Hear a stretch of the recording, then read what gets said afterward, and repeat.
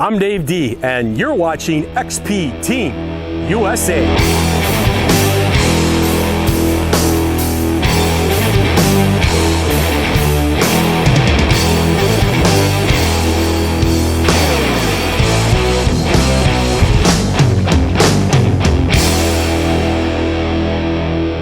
On this episode, we visit Detectival 2018 for an exclusive XP new product release.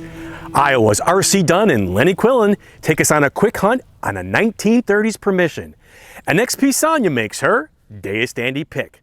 But right now, join me and fellow Deus user Dan Nielsen as we take you back in time on a miraculous detecting journey. Growing up Catholic, I would hear stories of the Virgin Mary appearing to unexpected people. Known as a Marian sighting, these seem to only occur in small European villages. Imagine to my surprise when I was contacted by a friend and fellow Deus user, Dan Nielsen, that Champion, Wisconsin is home to one of only 12 recognized Marian sightings in the world. I drove the 30 minutes from my house to meet up with Dan at the National Shrine of Our Lady of Good Help. As a member of the maintenance department, Dan secured our permission to detect these historical grounds. All relevant artifacts recovered will go to the on-site museum at the Shrine's Visitor Center. Location and site research is key, especially one that sees over 150,000 visitors a year. To help narrow the scope of the search, I met with the Shrine historian Linda Larson. She filled me in on the story of Adele Bryce. And Adele's contribution to the well-being of her family, one of the things she did was to carry grain to the grist mill to be ground into flour. And on one of these trips, she was walking along a wooded Indian trail. The year was October 1859, and all of a sudden, standing between what is believed to be a maple and a hemlock, she saw a beautiful lady dressed in dazzling white, and she didn't know what to make of it.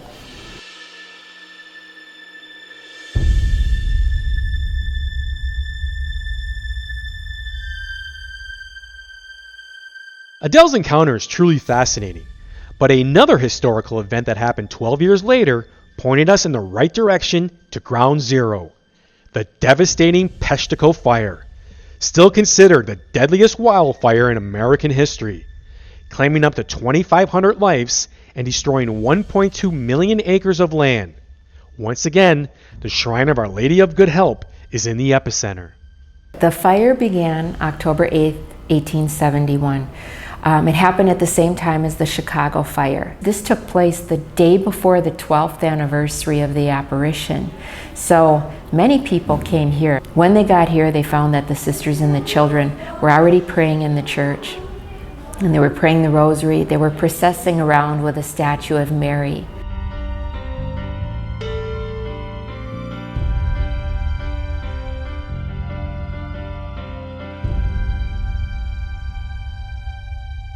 Amazingly, their prayers were answered. The church and the surrounding area were spared. From then on, each year, worshipers gathered to reenact the procession. It's that area, the yearly processional grounds, where we decided to start our hunt. We decided to section off and flag any iffy to repeatable tones. As the flags were placed in the spot of potential targets, a pattern started to form. The path seemed to widen. Seeing the photos of years past proved our research was spot on. I selected the hot program and made a few modifications based on the ground reading, and I switched out to the 9-inch high-frequency coil. This would help brighten up any small targets or coins on edge. Our biggest fear would have been not to recover a centerpiece for the museum, but after turning over a few plugs in Zone 2, the monkey was off our back.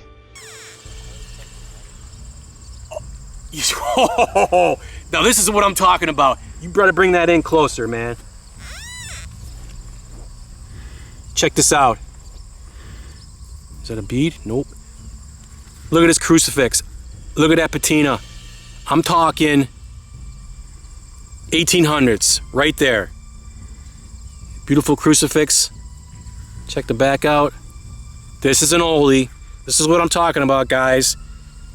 I'm in the high frequency, 56, 54, I believe. Beautiful.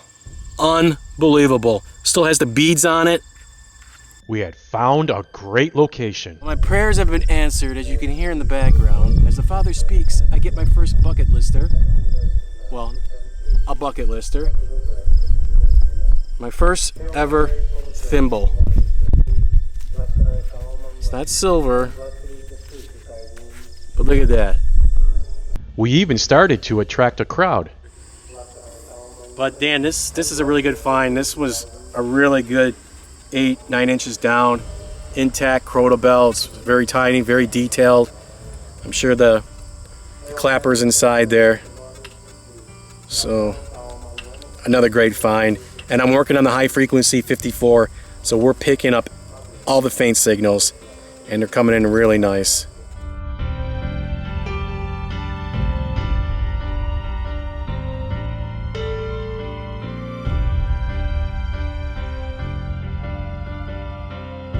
Most of the finds recovered ranged from the late 1800s to the early 1900s, most being religious, and for each one recovered, a prayer was re-released. So I got that going for me. I hit this really solid 84 down. It sounded shallow because it was really loud, and then once I dug the hole, it was really loud because most of the hole was full with this square nails and pieces of iron.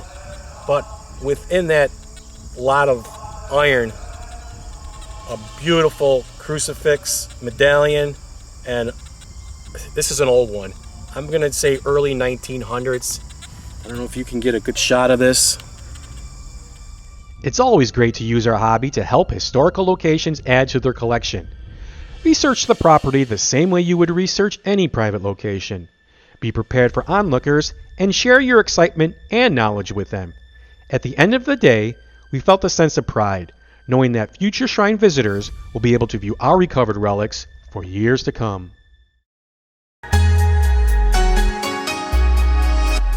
Thanks, Dave. Yeah, we got some really exciting news. We got the ORX from XP. What is the ORX? Well, primarily it's designed as a gold machine, but it can be used inland. It's got a coin and treasure program. Well, it's actually got 2 coin and treasure programs, and that's where I'm going to start. What about the features? You've got 4 user programs in this. It's a simplified dais that really works well. So you've got 2 gold programs and 2 coin and treasure programs, plus 2 empty memory slots where you can save your custom programs. You've got limited features on the menu, but the important things are you've got the sensitivity, reactivity, iron volume and things like that. We go into that a little bit more later on as things progress, because this is just a prototype. We may make some changes, so it's not really worth me getting too involved. Let me talk about a couple of more interesting things. The ORX comes with the WS audios. Now these are simple switch on and go headphones. They've got no menu with them, so they're literally just wireless headphones. They're equally as quick as the Deus WS4s and WS5s. They're just simplified. These work out at about £110. Before you ask, I'm afraid these aren't compatible with the Deus. They're only compatible with the ORX. Secondly, the stem. We've got an all new stem here. It's a one-piece plastic stem. It's lightweight and it's rugged. It really does the business. If you wanted to buy this stem on its own, it's about £110 again. So that's saving a lot of money and a lot of weight on your original Deus. The coils with the ORX, you get the elliptical white coil or the round coil, both HF. And also if you've got X35 coils, it's going to work with them too. And don't forget, you've still got the connectivity with the MI6 pinpointer, so it's all there, all in one great package. Price wise, well, it's going to be about £800 with the headphones, the full kit. If you didn't want the headphones, it will be about £700. That's UK money, so convert that to dollars, see if you can get a deal. It's definitely something worth looking at here. We're over here in England looking for nectar.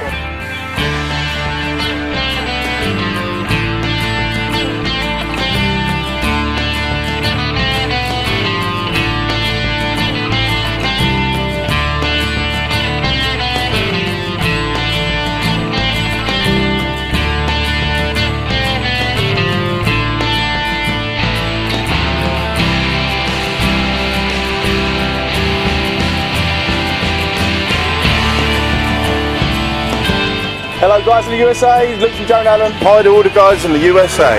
The tool at the moment is selling like hotcakes on Detectival. This is called our Gladius, stainless, and we also do it in black finish as well. Nigel and Lan from XP Metal Detectors. Say hi to the USA, guys. Hello USA! Okay, we're at, what is this? Detectival 2018 over here, tearing it up. Everybody's here having a good time. Next year, you get out here.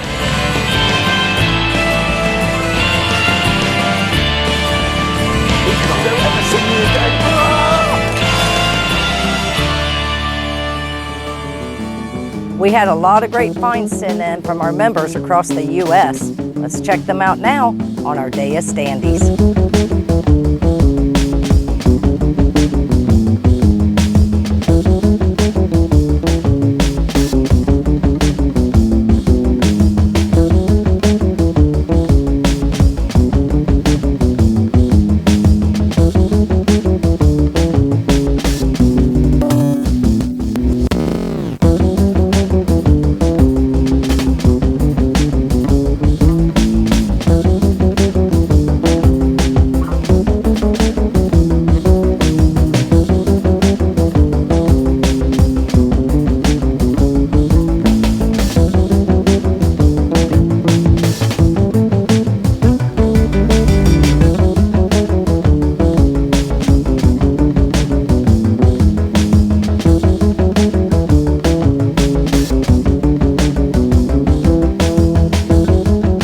Once again, we had a lot of incredible finds sent in. Thank you, everyone. We really appreciate it. My favorite this month, though, has got to be Steve Fenner's identification disc. The disc was from a Union soldier that fought during the Civil War, and it was found outside of Richmond, Virginia. Steve, what an incredible find. Congratulations on that. That's incredible. So thank you, everyone. Keep sending in your finds, and you never know, yours may be featured next on our Deus Dandies. What if you had a few hours to kill and a sweet permission to boot? Well, if you're RC Dunn and Lennie Quillen, you do a quick hunt.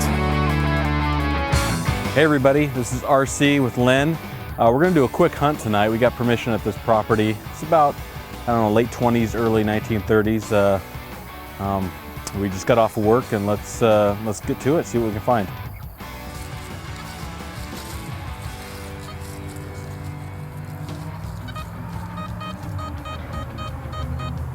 You hear that? Yeah. That's blasting, that's a 92.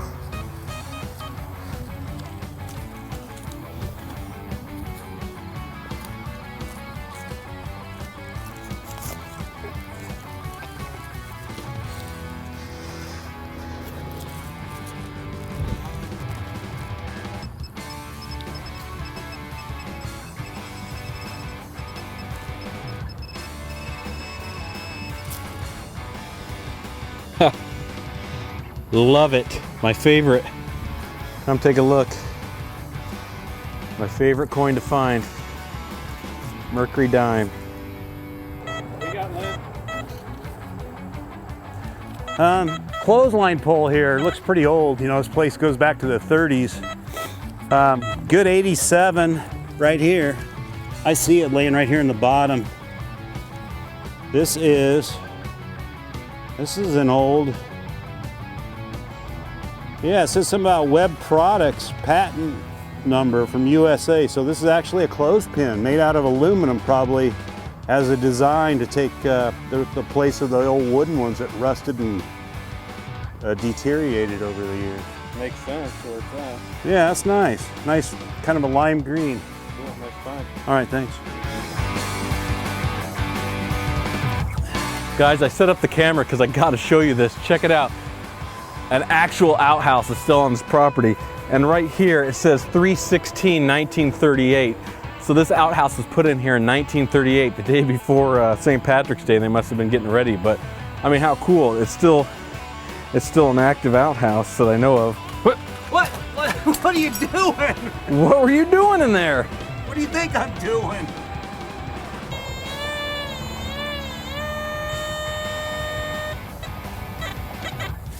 Try a twist off or something.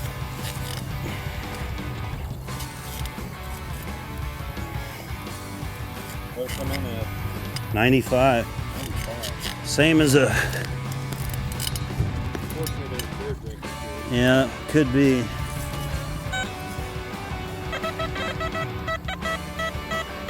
Drop to an 84, 85 now.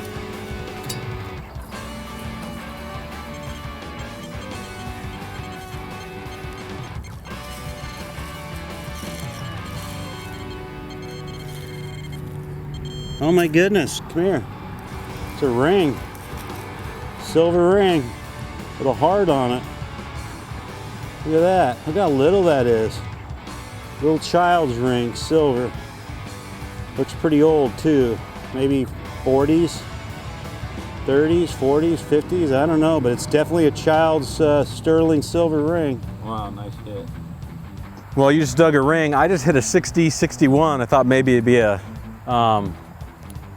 nickel, but actually it's a cool, really old buckle. I don't know how good we can get it. I'll have to show you afterwards. I'll take a picture of it, but there's life out here. There's some different cool stuff. So anyway, nice little buckle. We're finding some relics and some coins here. So I had luck with a 61 over there with a belt buckle, so I thought I'd get another 61, but got an intact light bulb here, really old. If I can Uncle Fester it now. I got a bottle, an intact bottle. Yeah.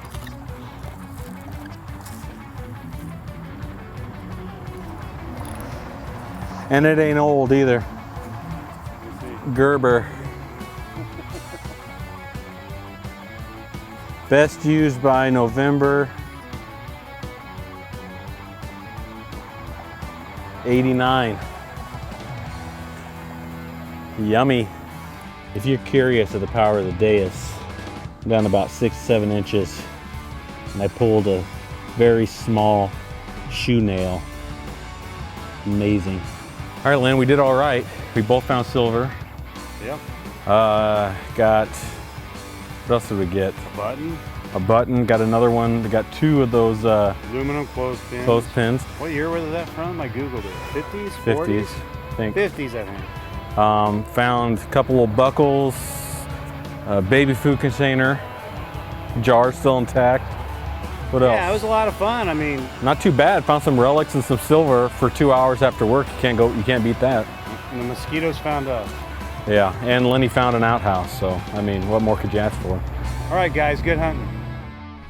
It's that time again, so get those tray tables up and seat backs in the upright position as we head over to the UK to get the answers to your questions on this installment of Ask Gary.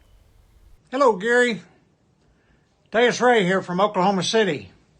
My question for you today has to do with the control on the XP Deus.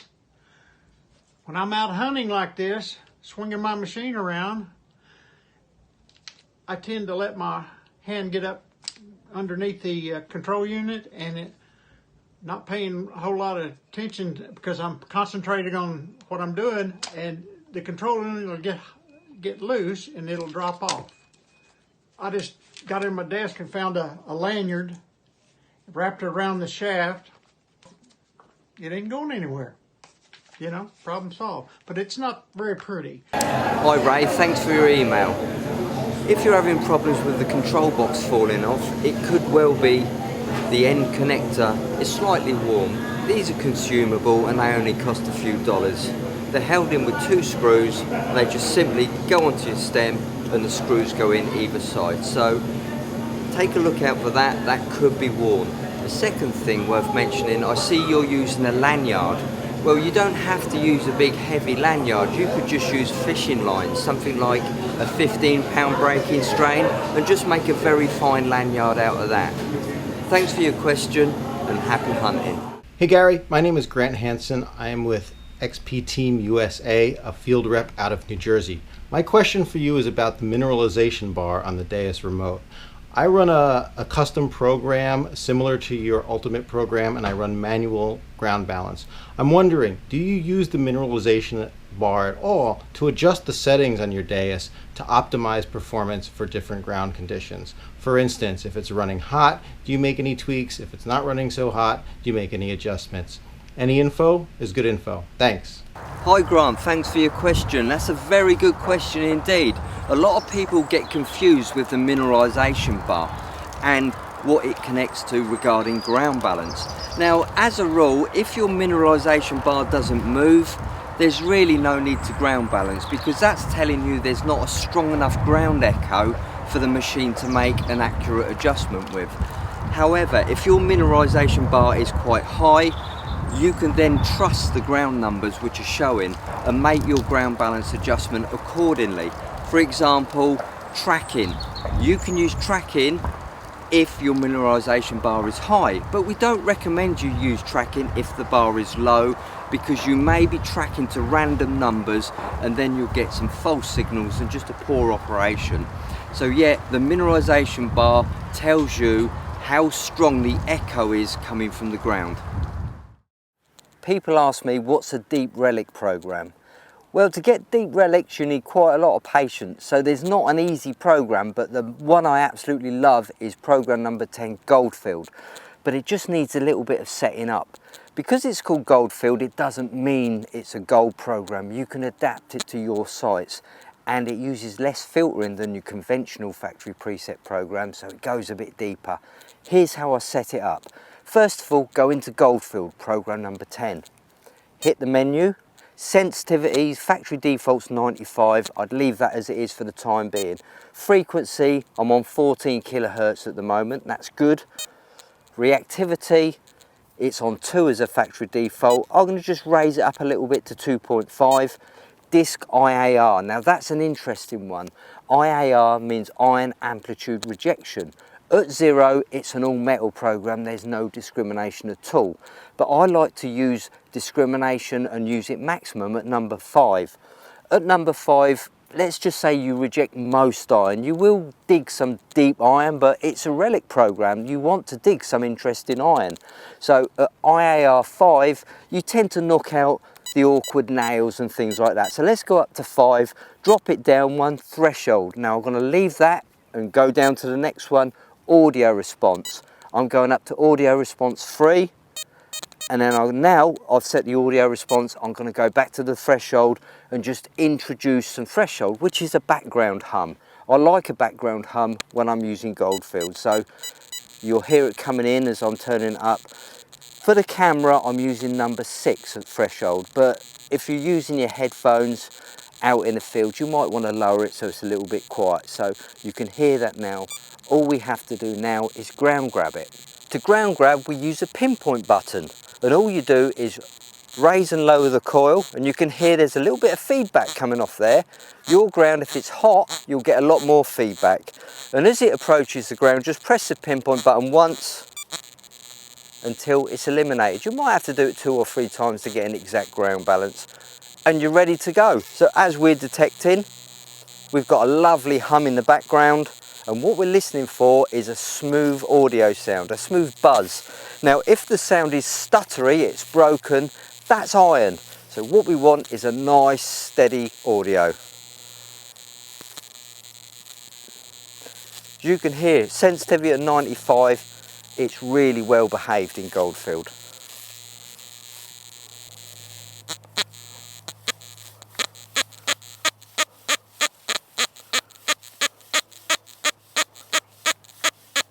There's a little sound. It's quite solid. It has got a little bit of a crackle at the end of it, which makes me a little bit suspicious, but let's have a dig. I might be wrong.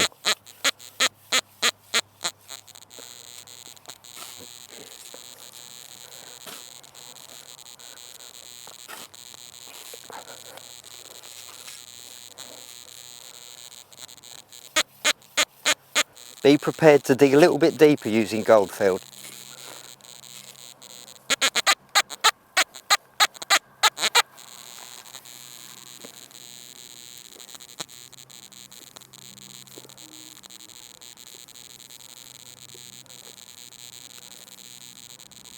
I'm using the back of the coil now to locate the target.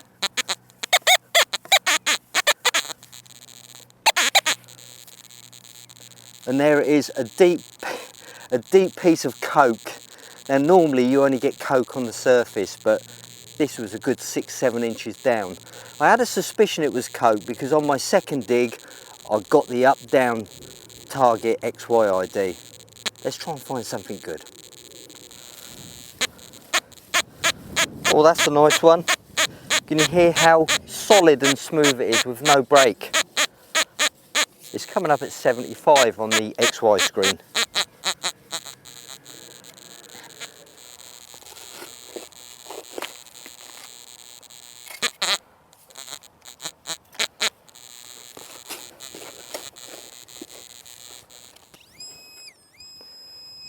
I can see that. Let me show it you. How deep is that? And it looks to me like a coin.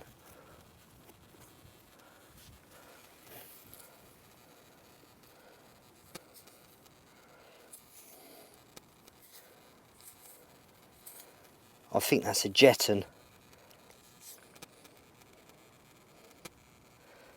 How deep was that? 9-10 inches down with a really good XY reading. I told you Goldfield was deep. Get out there and give it a try.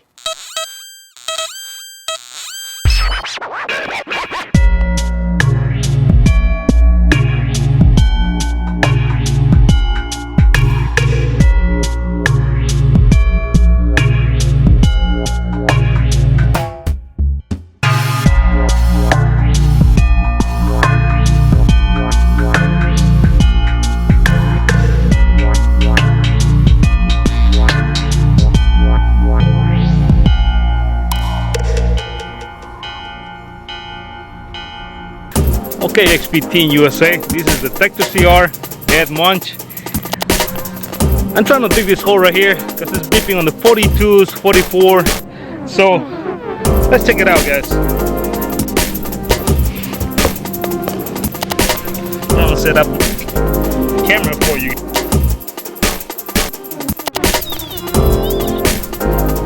Holy cow. Guys, I cannot believe this. This is a silver ring right here. Oh my god. Let me double check. Yes, it is. Silver ring, guys, for you. Hey there, check this out.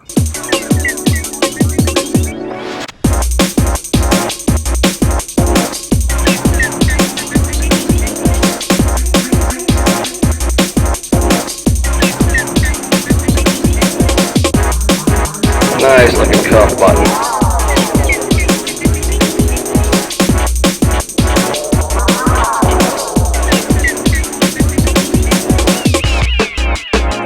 Horn silver, which is pretty cool.